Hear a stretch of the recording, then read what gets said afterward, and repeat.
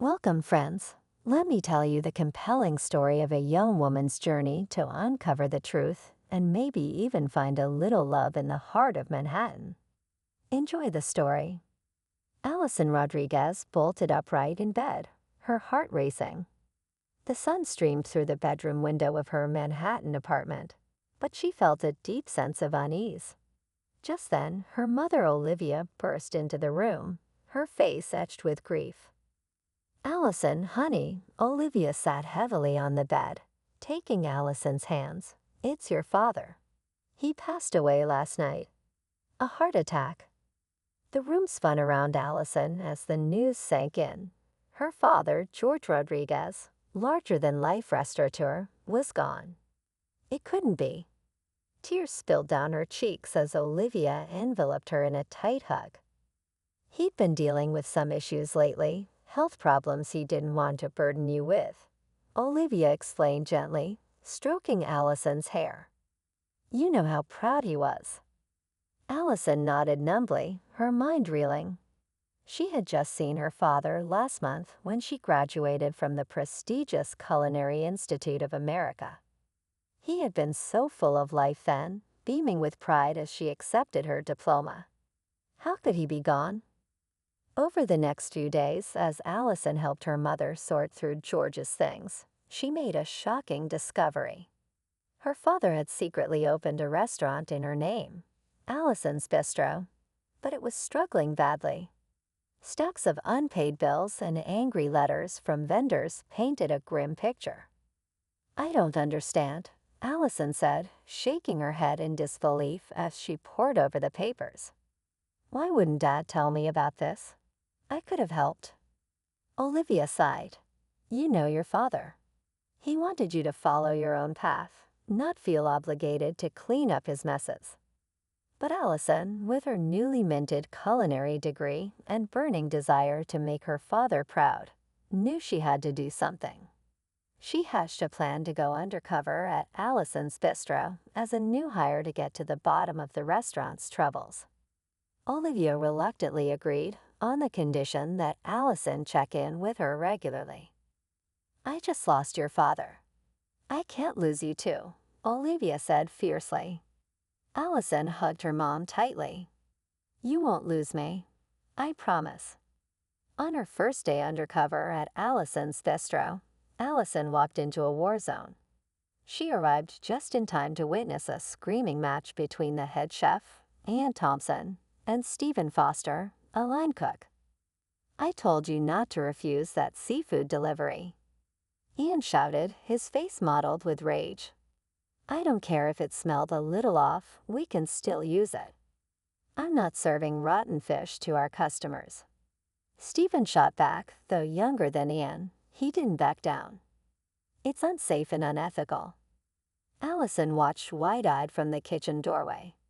She'd expected issues, but not blatant disregard for food safety. Squaring her shoulders, she stepped into the fray. "Hi there, I'm Allie, the new dishwasher," she said brightly. Anne whirled on her. "You're hired. Get to work," he growled. As Allison tied on an apron and plunged her hands into the soapy water, Stephen sidled up to her. "Bold move, starting today of all days," he said with a wry smile. "I'm Stephen, by the way." "Nice to meet you," Allison replied, returning his smile. She liked Stephen instantly. He seemed to be one of the few people here with a moral compass. Over the next week, as Allison scrubbed pots and watched the kitchen staff intently, the restaurant's issues came into alarming focus. Not only were they using supper, even spoiled ingredients, but something far more nefarious was happening. Mysterious foxes arrived in the dead of night, only to vanish by morning. Rumors swirled among the staff about illegal activity, and anyone who dared to question Ian about the boxes or his unscrupulous sourcing was fired on the spot. Everyone except Stephen. "He knows something about Ian," confided Nora, a waitress, as she and Allison huddled in the walk-in refrigerator one afternoon. "Some secret that keeps Ian from firing him." Allison's journalist instincts tingled. Later, as she and Stephen worked side by side prepping vegetables, she tried to coax the truth from him. "So, what's your secret?" she asked casually, keeping her eyes on the carrot she was chopping. "Why does Anne let you get away with standing up to him?" Stephen glanced around furtively before leaning in close. "Let's just say, if you take a peek inside those boxes, you might find something very interesting."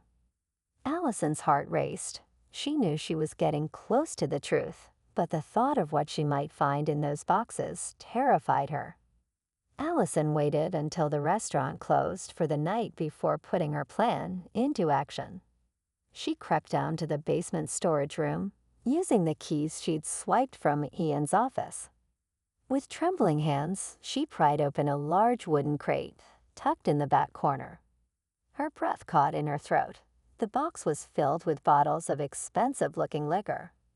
Johnny Walker Blue Label, Maitland 25, Dom Perignon Champagne. But something wasn't right. Upon closer inspection, Allison realized the labels were fake, cheap knockoffs of the real thing. Well, what do we have here?" Allison whirled around to see Ian looming in the doorway, a cruel sneer on his face. "Looks like we've got a little thief," he said, advancing on her. "Caught red-handed stealing from the boss." "I'm not stealing anything," Allison said, standing her ground. "But you're sure stealing from our customers by serving them counterfeit booze." Ian let out a humorless laugh.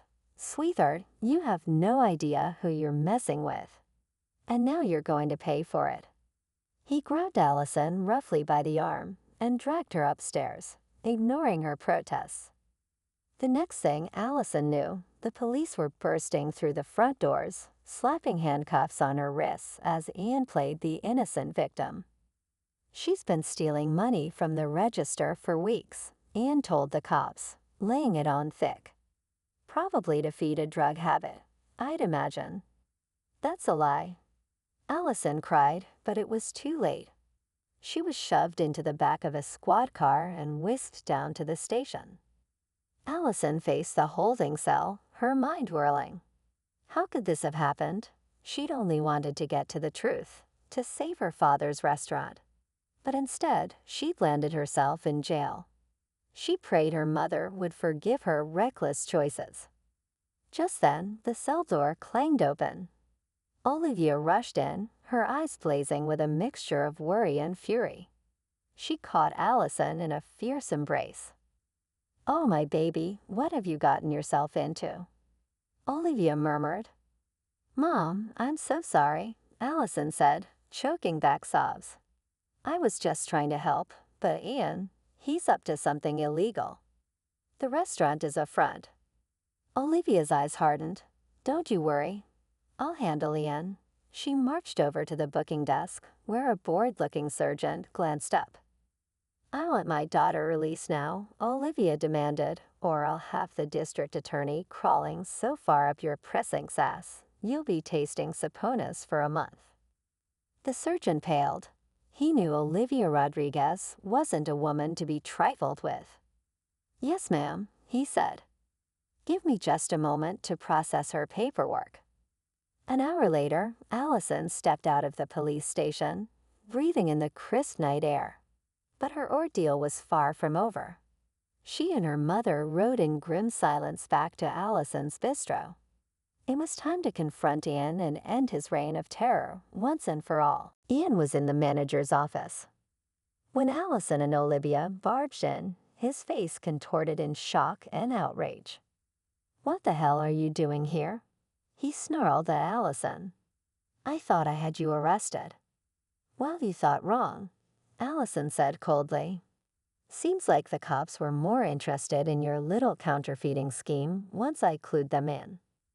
Ian lunged for Allison, but Olivia stepped swiftly between them like a mama bear protecting her cub.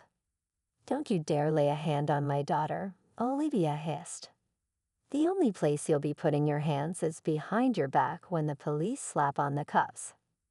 Just then, Stephen burst into the office with two uniformed officers in tow. They were dragging a handcuffed man Allison had never seen before. This is Serge, Ian's accomplice, Stephen explained.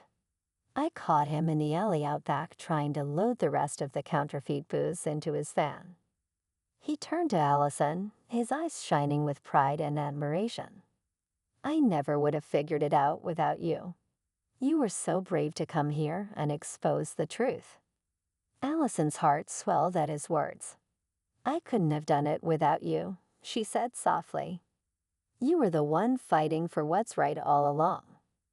As the officers led a sputtering Anne and Serge up to the waiting police cars, Allison turned to face the rest of the stunned restaurant staff gathering in the dining room. I know this is a shock to all of you, she began, but my name is Allison Rodriguez. George Rodriguez was my father, and this restaurant is his legacy. I won't let it be tarnished by greed and crime. She squared her shoulders, feeling a rush of purpose and determination.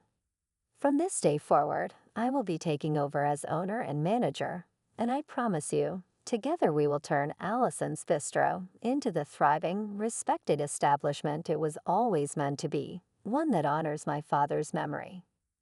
The staff broke into applause, their faces alight with hope.